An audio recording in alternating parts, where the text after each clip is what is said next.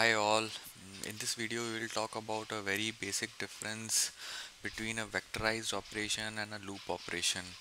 So mm, in most coding practices it is recommended that we do not use loop, and I will explain why refraining from using a loop is a best practice and results in a lot of time saving. I will just give you a very simple example. I will not go into the depth of it, but with this example you would have some flavor of how a vectorized operation enhances the speed and what are the drawbacks of using a loop, be it a for loop or a while loop. So let's say I'm initializing a vector which is like which has numbers from 1 through 100k. Now what I'm doing, I'm trying to add to each element of x a number or a integer 2. Now what I'm doing, I'm representing the first option as a vectorized operation where I just specify, if I specify x plus 2, it will result in a vectorized operation because all the elements are engaged simultaneously and 2 will be added simultaneously to all the numbers from 1 through 100k. Let's see how much time we take. You see, I take only 0.02 seconds to do that. Let's do the same thing using a for loop. Here I am iterating through the length of x starting from the first index position all the way through the last index position.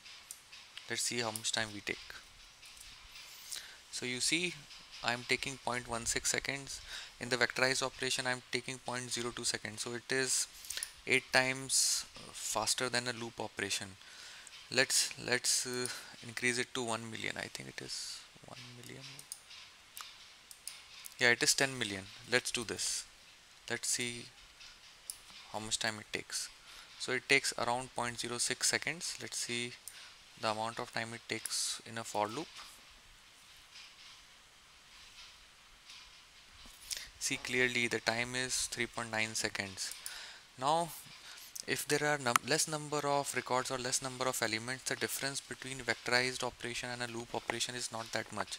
However, when you are talking about big data or when you are talking about huge number of records, then doing a vectorized operation definitely results in performance improvement. However, if you are still using loop, then it will result in a lot of bottleneck, and all through the process, if a lot of for loops are embedded within your system code, then it results in a lot of latency and bad performance.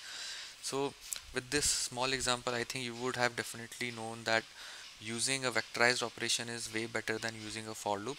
For loop is better for understanding. Let's say if you are trying to build a logic, you can use the for loop for the first set of items or first set of records, so that logic is clear at least, and then you can always use that logic in a vectorized setup or scenario. I hope this video was useful.